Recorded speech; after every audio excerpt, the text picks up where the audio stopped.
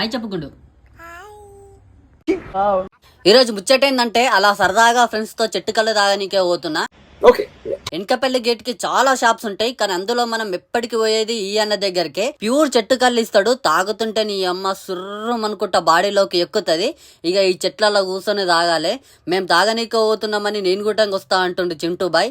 సరే దాన్ని తీసుకొని పోయినాం. ఇక స్టఫ్ ఏంటంటే బయట చికెన్ తెచ్చుకుంటే సాటిస్ఫాక్షన్ ఉండదని చెప్పేసి ఇంట్లోనే నేను చికెన్ తీసుకొని పోయినా. ఈ రోటీలు అయితే బయట తీసుకున్నాం.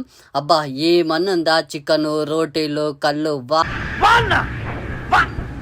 ఎత్తిన గ్లాస్ దించకుండా తాగడం నా అలవాటు. నీ అమ్మ చెత్త నా కొడక, మీ అమ్మ నాన్న చూశారనుకో నా కొడక రే నీకు పిల్లను కూడా ఇవ్వరు.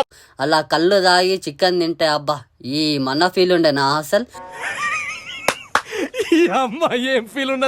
చింటూ బాయ్ వచ్చిండు అన్నా కదా, తినురా అని నోట్లో పెడితే దెంగేరా ఊక కిందే నేను తింటా అన్నాడు.